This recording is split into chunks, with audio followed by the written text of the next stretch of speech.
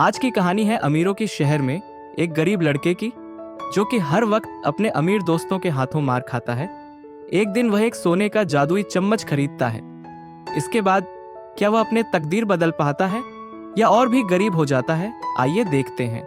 एक ऐसी दुनिया में जहां दौलत ही औकात तय करती है, वहां गरीबी सिर्फ मजबूरी नहीं, सजा बन जाती है। यही हाल था उस लड़के का, जिसका नाम था सुंग चॉन। ली सुंग चॉन अपनी क्लास में बैठा हर स्टूडेंट को उनकी दौलत के हिसाब से रैंक देता है। उसकी नजर सबसे अमीर छात्र पर जाती है, दोशिन ग्रुप के चायबोल बेटे हुआंग ताइयोंग पर। सुंग चॉन के लिए पढ़ाई भी एक लग्जरी है। उसे टॉप स्टूडेंट्स की नोट्स तभी मिलती है जब वह ट्यूशन सेंटर में खाना डिलीवर करने के बहाने चोरी छिपे उन्हें चुरा पाता है। उसकी हालत इतनी खराब है कि उसे एक और पार्ट टाइम जॉब करनी पड़ती है, एक कन्वीनियंस स्टोर में। एक दिन स्टोर में एक ग्राहक बिना आईडी दिखाए सिगरेट मांगता है। सुंग चॉन उसका हाथ मरोड़ता है। वो उसका दोस्त पार्क जिनसोक है। जिनसोक मुस्कुराकर नए महंगे जूते दिखाता है जो उसकी मां ने दिलाए हैं। कुछ ही दिनों में जिनसोक की जिंदगी उजड़ जाती है। दोशिन ग्रुप की जबरदस्ती की रीडेवलपमेंट स्कीम की वजह से उसके माँ बाप भारी कर्ज में डूब जाते हैं और आत्महत्या कर लेते हैं। जिनसोक सदमे में खुद भी आत्महत्या कर लेता है। फ्यूनरल हॉल के बाहर सुंग चॉन को पार्क जांगगुन धक्का देता है और कहता है कि जिनसोक की मौत ने स्कूल की इज्जत खराब कर दी। वो सुंग चॉन को उकसाता है कि उसे मारे, लेकिन सुंग चॉन खुद को रोकता है। अगर मारा तो उसे जुर्माना देना पड़ेगा जो वो नहीं भर सकता। जांगगुन थप्पड़ मारता है और फिर 50,000 वॉन का नोट उसके पैरों में फेंकता है। सुंग चॉन बेबस होकर नोट उठाने को मजबूर होता है। तभी वहां हुआंग ताइयोंग आता है। उसके आते ही सभी गुंडे शांत हो जाते हैं।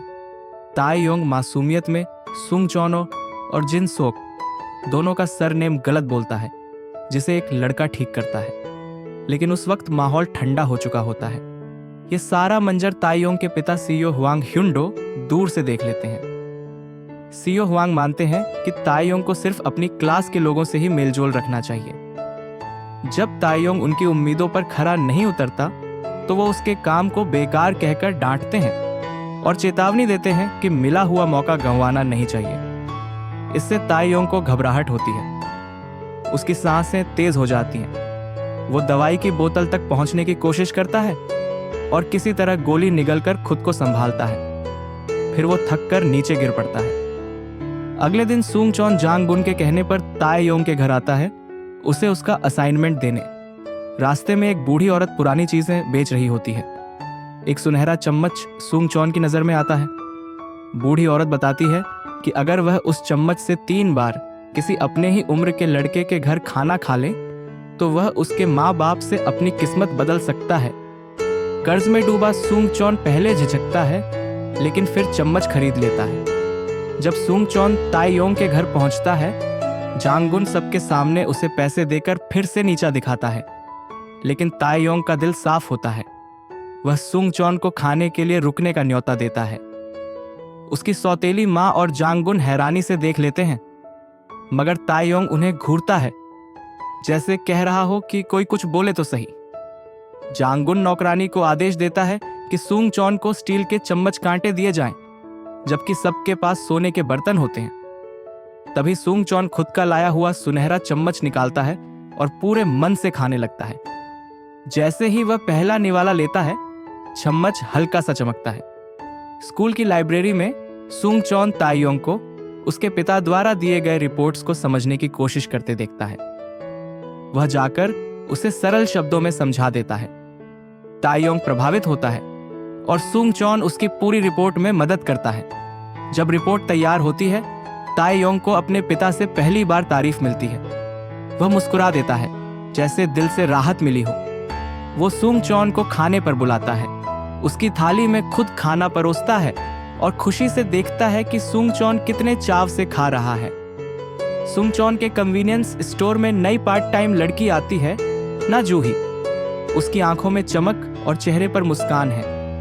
वो सुंग चॉन के खुरदरे मगर नेक दिल रवैये से धीरे धीरे प्रभावित होने लगती है। एक दिन ताइयोंग स्टोर के बाहर सुंग चॉन से मिलने आता है और एक लिफाफा पकड़ा देता है जिसमें पैसे होते हैं। वह कहता है कि गिफ्ट समझ नहीं आया, इसलिए सीधा यही दे रहा है। सुंग चौन मना करता है, लेकिन ताई योंग उसे दोस्त मानकर जोर देता है। वह कहता है, मैं असली और नकली में फर्क करना जानता हूं और तू असली दोस्त है। फिर भी सुंग चौन की परेशानियां खत्म नहीं होती। वह मुश्किल से जांग गुन को हराकर एलिट ईगल क्लास में अपनी जगह बनाता है। गुस्से में जांग गुन उसे पीटता है और उसके यूनिफॉर्म पर थूक देता है। इस अपमान से आहत होकर सुंग चौन दोबारा ताइयोंग के घर जाता है और झूठ बोलता है कि भूखा है। ताइयोंग उसके चेहरे पर चोट के निशान देखता है और चिंतित हो जाता है। खाना परोसा जाता है, लेकिन खाने से पहले ही सीओ हुआंग घर आ जाते हैं। ताइयोंग डरते हुए सुंग चौन को तुरंत घर भेज देता है, लेकिन सुंग चौन हार मानने वाला नहीं होता। जैसे ही नौकरानी बर्तन समेटने लगती है, वह दौड़कर अंदर आता है और अपनी थाली पकड़कर नूडल्स खाने लगता है। तभी उसकी नजर ताई योंग के माता पिता पर पड़ती है, जो उसे घृणा और हैरानी से घूर रहे होते हैं। सुंग चौन शर्मिंदा होकर वहां से भागता है, अपना चम्मच और उसका केस वहीं छोड़कर।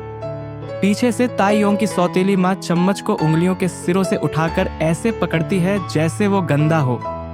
वो उसे सुंग चौन को थमाते हुए कहती है कि वो दोबारा इस घर में कभी ना आए। अपमानित सुंग चौन रास्ते में जाते जाते सुनहरा चम्मच गुस्से में एक कचरे के ढेर में फेंक देता है। ताई योंग को उसके पिता के ऑफिस बुलाया जाता है। सीओ हुआंग गुस्से में बताते हैं कि उन्हें पता चल गया है कि रिपोर्ट ताई योंग ने नहीं लिखी थी, बल्कि सुंग चौन ने लिखी थी।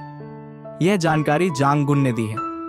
हुआंग अपने बेटे को गले लगाते हैं, लेकिन वह गले ऐसा होता है जिसमें दहशत भरी चेतावनी छिपी होती है। वह कहते हैं कि ताई योंग को सजा मिलनी चाहिए। क्या उसे वापस अमेरिका भेज देना चाहिए? अमेरिका का नाम सुनते ही ताई योंग की हालत खराब हो जाती है। फ्लैशबैक में कुछ लाशें, बंदूक और सदमे में एक छोटा ताई योंग दिखता है। वर्तमान में वह घुटनों के बल गिर पड़ता है और अपने पिता से रोते हुए कहता है कि वो कुछ भी कर लेगा, बस उसे वापस मत भेजें। पिता में जरा भी दया नहीं होती। वह कहते हैं कि अगर वह खुद को बचाना चाहता है तो सुंग चौन को खुद निपटाना होगा। डर के मारे ताई योंग झूठ बोल देता है कि सुंग चौन ने उससे जबरन पैसे वसूले। स्कूल में पेरेंट टीचर मीटिंग के बाद जब यह झूठ सामने आता है, सुंग चौन का पिता ताई योंग की सौतेली मां के सामने घुटनों पर गिर जाता है, हाथ जोड़कर माफी मांगता है। वह ताई योंग के सामने घिसटता है, उसके पैर पकड़ लेता है और विनती करता है कि सुंग चौन को माफ कर दे। स्कूल के छात्र इस पूरे दृश्य को अपने फोन पर रिकॉर्ड करते हैं। ताई योंग के चेहरे पर अपराध बोध झलकता है।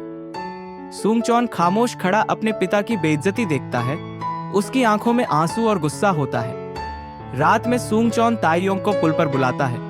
वह झूठ का सामना करता है। ताई योंग झट से मान लेता है कि उसने झूठ बोला था। फिर वह दिखावे में आकर कहता है कि उसने सुंग चौन का इस्तेमाल किया और वह कभी भी किसी गरीब से दोस्ती नहीं कर सकता। सुंग चौन पर असर नहीं होता। वह बताता है कि उसने सारी बात रिकॉर्ड कर ली है और अब स्कूल को सब बता देगा। ताई योंग डर के मारे मोबाइल छीनने की कोशिश करता है। दोनों के बीच हाथापाई होती है और सुंग चौन पुल से फिसलकर नीचे गिर जाता है। ताई योंग तुरंत घबरा जाता है। वह बिना सोचे समझे सुंग चौन को पकड़ने के लिए दौड़ता है, उसका हाथ थाम लेता है, लेकिन बारिश की वजह से हाथ फिसल जाता है। ताई योंग भागते हुए नदी किनारे पहुंचता है, इमरजेंसी सेवा को कॉल करता है, लेकिन जैसे ही ऑपरेटर की आवाज आती है, वह चुप हो जाता है। कुछ पल बाद वह कॉल काट देता है और सुंग चौन को पीछे छोड़कर चला जाता है। सुंग चौन झील में डूबता जा रहा होता है। धीरे धीरे उसकी सांसें साथ छोड़ने लगती हैं, लेकिन तभी पानी के भीतर उसे एक चमकती चीज दिखाई देती है, वही जादुई सुन चम्मच। जैसे ही वह उसे देखता है, उसके अंदर जीने की एक नई ताकत आ जाती है। वो पूरी ताकत से तैरकर ऊपर आता है और भागता हुआ कूड़े के ढेर से अपना सुनचम्मच निकाल लाता है। उसकी हालत बदबूदार और भीगी हुई होती है, लेकिन वो सीधे ताई योंग के घर पहुंचता है और खाने की मांग करता है। ताई योंग के माता पिता उसे देखकर नाक भौं सिकोड़ते हैं, लेकिन उसे खाना दे देते हैं। सुंग चौन अपनी बेइज्जती को निगलते हुए सीओ हुआंग की आंखों के सामने खाना खाता है। दूसरी ओर ताइयोंग का अपराध बोध बढ़ता ही जा रहा होता है। वो अचानक अपने बॉडीगार्ड और ड्राइवर जांग मूनकी से कहता है कि गाड़ी रोको। फिर वो हाईवे पर दौड़ता हुआ वापस उसी झील की ओर भागता है। इसी दौरान ताइयोंग की आंखों के सामने एक अजीब सा चक्कर आता है। वो अचानक बीच सड़क पर रुक जाता है। वहीं दूसरी ओर सुंग चौन के हाथ में चमकता सुनछम्मच होता है। गाड़ी की हेडलाइट्स ताइयोंग पर पड़ती हैं और वो एकटक देखने लगता है। घर के अंदर सुंग चौन धीरे से सीयो हुआंग को पापा कहकर बुलाता है, लेकिन वो हैरानी से उसे देखते हैं। सुंग चौन सोचता है कि जादू काम नहीं किया, इसलिए वह माफी मांगकर वहां से चला जाता है। हॉल में उसे जूही मिलती है, जो आते ही उसे थप्पड़ मारती है और चिल्ला उठती है कि वह हुआंग ताइयोंग एक घटिया इंसान है। उसने दुकान के बाहर जो देखा वो जबरन पैसे लेना नहीं था। तभी यह साफ होता है कि सुनचम्मच ने अपना काम कर दिया है। दरअसल सीयो हुआंग अपने बेटे से पिता कहकर बुलाने की अपेक्षा रखते हैं, इसलिए पापा सुनकर वो चौंक गए थे। उधर असली सुंग चौन को सड़क पर बेहोश हालत में पाया गया और अब वह अस्पताल में भर्ती है। नए ताइयोंग यानी सुंग चौन अस्पताल पहुंचता है और पुराने ताइयोंग को ढूंढने लगता है। तभी कोई उसकी असली पहचान लेकर पुकारता है, सुंग चौन। वो मुड़ता है और सामने वही लड़का खड़ा होता है जो अब उसकी जगह ले चुका है। कुछ पल ऐसा लगता है कि उसे सब याद है, लेकिन फिर उसके हाव भाव में भ्रम और असमंजस दिखने लगता है। अब उसके दिमाग में पुराने और जादुई यादें मिलकर उसे खुद ही समझ नहीं आने देती कि असल में क्या हुआ था। अगले ही दिन सुंग चौन अपनी नई पहचान और ताकत का इस्तेमाल करना शुरू कर देता है। सबसे पहले वह सुंग चौन के खिलाफ लगाए गए जबरन वसूली के केस को वापस ले लेता है। फिर जब वह अपने दो दोस्तों को बदमाशों से परेशान होते देखता है तो उसी वक्त उन गुंडों की अकड़ निकाल देता है। इसके बाद वह अपने असली परिवार के लिए महंगे गिफ्ट्स और लग्जरी सामान खरीदता है। उसके मन में सिर्फ यही तरीका है जिससे वो उनके लिए कुछ कर सके, लेकिन परिवार को यह सब उसका पछतावे का तरीका लगता है, मानो वो सुंग चौन के साथ किए गए बर्ताव की माफी पैसों से खरीदना चाहता हो। माँ उसकी भावनाओं को समझते हुए भी अपनी गरिमा बनाए रखती हैं और सारे गिफ्ट्स वापस लौटा देती हैं, साथ ही चेक भी लेने से मना कर देती हैं। सुंग चौन को यह बात बहुत चुभती है। रात के एक शानदार डिनर के दौरान उसे बताया जाता है कि अब वह यानी ताइयोंग जूही से सगाई शुदा है। अभी यह बात वह ठीक से समझ भी नहीं पाता कि जूही साफ कह देती है कि वह सगाई तोड़ना चाहती है। वह अब किसी की बेटी या मंगेतर बनकर नहीं, बस खुद के तौर पर जीना चाहती है। जूही अपने काम पर यानी किराने की दुकान पर लौट जाती है और सुंग चौन उसका पीछा करता है। वहां वो उसे दुकान का काम ठीक से सिखाता है, जिससे जूही चौंक जाती है कि ताइयोंग को इन सब चीजों की इतनी समझ कैसे है।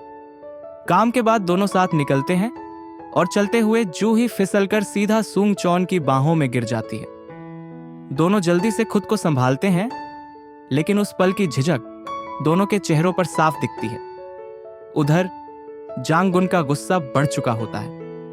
उसके पिता ने उसे धोखाधड़ी के मामले में बेरहमी से पीटा और उसे लगता है कि यह सब सुंग चौन की चुगली की वजह से हुआ। बदला लेने के लिए वो ताइयोंग को पकड़कर अपने घर ले जाता है और बुरी तरह पीटता है, लेकिन उसकी हवस यही नहीं रुकती। वो दीवार पर टंगी अपने पिता की राइफल निकाल लेता है और ताइयोंग पर तान देता है। ताइयोंग को बचपन की बंदूक से जुड़ी डरावनी यादें सताने लगती हैं। वो जमीन पर गिरकर थर थर कांपता है। उसकी आंखों में खौफ साफ दिखता है। पीछे खड़े बदमाश हंसते हुए उसकी हालत का वीडियो बनाते हैं। तभी डोरबेल बजती है। दरवाजे पर सुंग चौन होता है। एक फ्लैशबैक में दिखता है कि जांग गुन पहले सुंग चौन को भी इसी राइफल से डराता था, लेकिन अब सुंग चौन उसे उसकी ही भाषा में जवाब देने आया है। वो राइफल में गोली भरता है और उसे जांग गुन की तरफ तान देता है। जांग गुन डरकर गिर जाता है और रहम की भीख मांगने लगता है, लेकिन सुंग चौन उसे सबक सिखाने के लिए पूरी तरह तैयार होता है। उसे एहसास नहीं होता कि ताइयोंग सिर्फ राइफल को देखकर ही डर के मारे कांप रहा है। पहले ही हफ्ते में माहौल पूरी तरह बदल चुका था। सुंग चौन अब उस दुनिया में जी रहा था जहां नाम, पैसा और ताकत उसके पास थी, लेकिन यह नई जिंदगी जितनी चमकदार दिख रही थी, अंदर से उतनी ही उलझी हुई थी। ताइयोंग को घूंसा मारने वाले गुंडे की उंगलियां खुद ही दर्द से अकड़ जाती हैं, तो वहीं जूही के सुंगचॉन की बाहों में गिरने पर ड्राइवर मून की अपनी नजरें फेर लेता है। हर पल में हल्की फुल्की हंसी छुपी हुई थी, लेकिन उसके नीचे गहरी सच्चाई भी थी।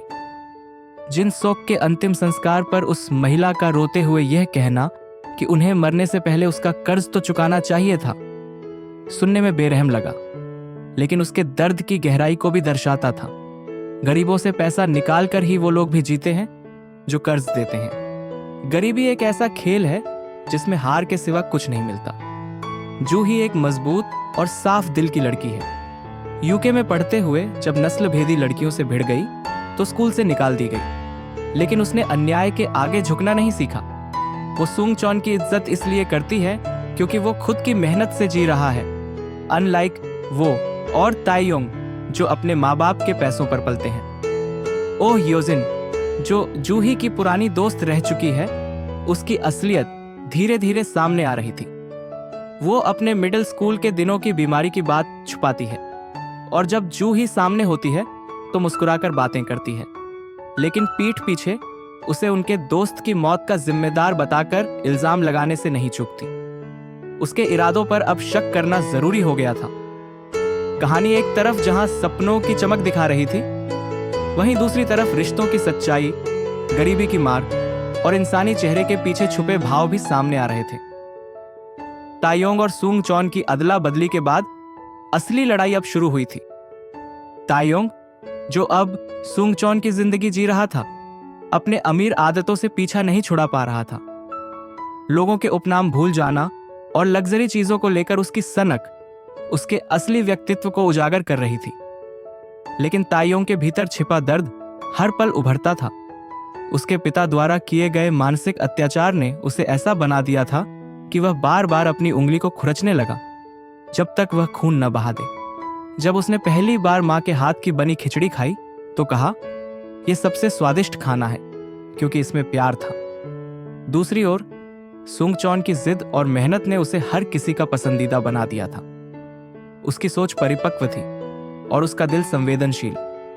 गरीबी में पले बढ़े सुंगचॉन को पता था कि जिंदगी की असली कीमत क्या होती है। उसे ताकत मिली थी, लेकिन उसका इस्तेमाल वह जरूरतमंदों की मदद के लिए करना चाहता था। हालांकि सुंगचॉन की नीयत अच्छी थी, लेकिन उसके तरीके हमेशा सही नहीं थे। उसने अपने परिवार को खुश करने के लिए महंगे तोहफे दिए, लेकिन मां ने उन्हें लौटा दिया क्योंकि वह समझती थी कि इज्जत पैसों से नहीं खरीदी जाती।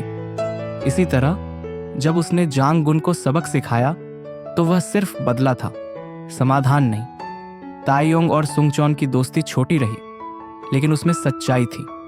ताइयोंग ने जो किया वह सही नहीं था, पर वह डर से किया गया कदम था, नफरत से नहीं। अपने पिता के गुस्से और अमेरिका में बिताए कड़वे अनुभवों ने उसे डरा दिया था। जब भी उसे लगता कि पिता उस पर चिल्लाएंगे, उसका चेहरा डर से सफेद पड़ जाता। अब जब ताइयोंग को एक स्नेही परिवार मिला था तो उसकी मुस्कान पहले जैसी नहीं रही। वह सच्ची और मासूम थी, वही मुस्कान जो वह सुंगचॉन के सामने अनजाने में दिखा देता था। दूसरी ओर सुंगचॉन अब सीईओ हुआंग की लालच और सौतेली मां के दिखावटी रिश्ते की सच्चाई से जूझ रहा था। अब उसके सामने 3 मौके थे, 1 महीना, 1 साल या 10 साल बाद वापसी का। क्या वह फिर से अपनी पुरानी जिंदगी चुनेगा? तो कहानी कैसी लगी? नेक्स्ट पार्ट के लिए ज्यादा से ज्यादा कमेंट कीजिए और चैनल को सब्सक्राइब करके रख ले। नेक्स्ट पार्ट जल्दी ही आएगा। धन्यवाद।